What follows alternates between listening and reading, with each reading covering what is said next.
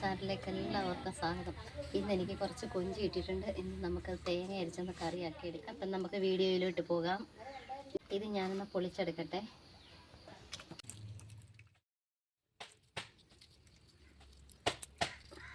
ഞാൻ അങ്ങനെ ഒന്ന് പൊളിച്ചെടുക്കുവാണേ.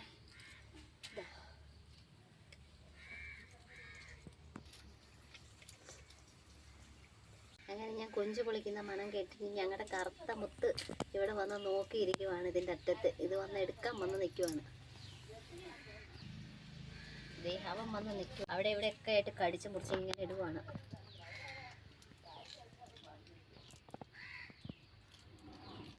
അപ്പം ഞാനിതൊന്ന് പൊളിച്ചെടുത്തിട്ട് വരാമേ. നല്ല വലിപ്പം തലയ്ക്ക് മാത്രം നല്ല വലിപ്പേ. ഇവിടെയൊക്കെ ചെറുതായിട്ടേ ഉള്ളൂ മാംസം, ചെറിയ മാംസം.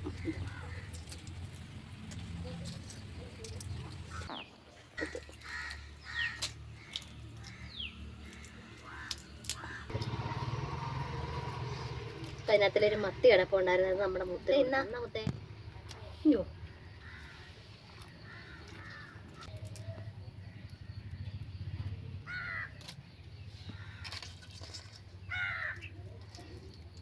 കൊഞ്ചെല്ലാം ഞാൻ പൊളിച്ചെടുത്തിട്ടുണ്ടേ. 250 ഗ്രാം കൊഞ്ചോളം കിട്ടിയിട്ടുണ്ട്. ഞാനിതൊന്ന് ക്ലീൻ ചെയ്തെടുക്കാൻ പോവാണേ. ക്ലീൻ ചെയ്തെടുക്കട്ടെ. അങ്ങനെ ഞാനിത് ക്ലീൻ ചെയ്ത് വെച്ചിട്ടുണ്ട്. ഇനി നമുക്കിതിനാവശ്യമായിട്ട് തേങ്ങ ഒക്കെ തിരുമ്മി ഒന്ന് അരച്ച് റെഡിയാക്കി എടുക്കാം അരപ്പിന് വേണ്ടി. അപ്പോൾ അരപ്പിനാവശ്യമായിട്ട് കുറച്ച് തേങ്ങ എടുത്തിട്ട് നമുക്ക് അത് അരച്ചെടുക്കാം. കുറച്ച് മുളക് പൊടി എടുക്കാം. നമുക്ക് അരപ്പിനാവശ്യമായിട്ടുള്ള മുളക് പൊടി, കുറച്ച് മല്ലിപ്പൊടി,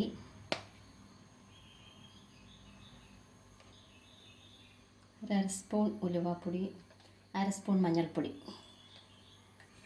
അങ്ങനെ ഞാനിതൊന്ന് അരച്ചെടുത്തിട്ട് വരാം. കുറച്ച് വെള്ളം ഒഴിച്ചിട്ട് നമുക്ക് അരച്ചെടുക്കാം. അങ്ങനെ ഞാനിതൊന്ന് അരച്ചെടുത്തിട്ടുണ്ട്. ഇതിനാവശ്യമായിട്ട് 4 പച്ചമുളകും ഒരു തക്കാളി എടുത്തിട്ടുണ്ട്. ഞാനിതൊന്ന് അരിഞ്ഞെടുത്തിട്ടുണ്ട്. പച്ചമുളകും തക്കാളി നീളത്തിൽ അരിഞ്ഞെടുത്തിട്ടുണ്ട്. ഇനി നമുക്കൊന്ന് കടുക് വറുത്തെടുക്കാം ഈ ചട്ടിയിൽ.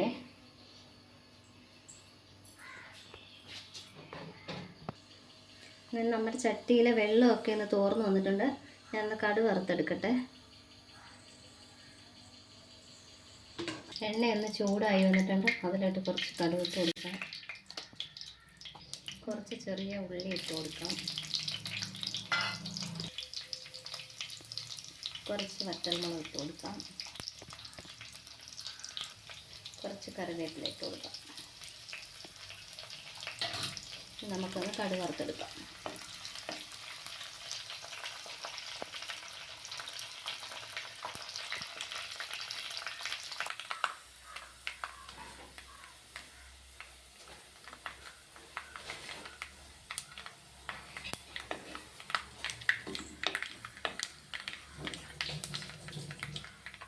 അങ്ങനെ കടുകൊക്കെ പൊട്ടി വന്നിട്ടുണ്ട്. അതിലേക്ക് നമുക്ക് ഈ എടുത്ത് വെച്ചിരിക്കുന്ന അരപ്പ് ഒഴിച്ച് കൊടുക്കാവേ.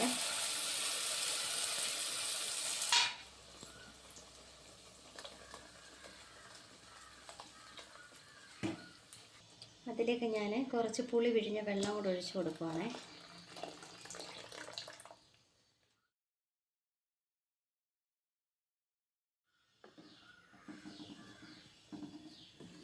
അരിഞ്ഞു വെച്ചിരിക്കുന്ന തക്കാളിയും പച്ചമുളകും ഇട്ട് കൊടുക്കാം.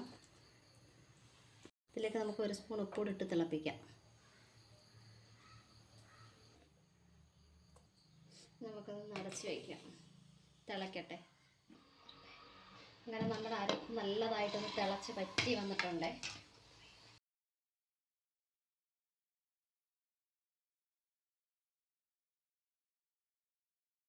അതിലേക്ക് നമുക്ക് കൊഞ്ചിട്ട് കൊടുക്കാമേ.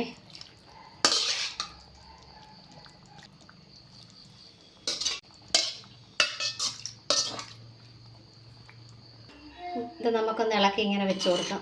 ഇതൊന്ന് വേവട്ടെ. അങ്ങനെ നമ്മുടെ കൊഞ്ച് കറി റെഡി ആയിട്ടുണ്ടേ.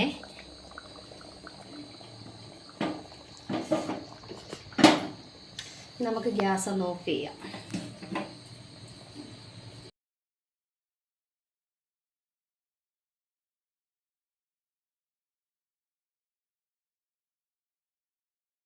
വീഡിയോ ഇഷ്ടമായാൽ ലൈക്ക് ചെയ്യാനും സബ്സ്ക്രൈബ് ചെയ്യാനും മറക്കല്ലേ.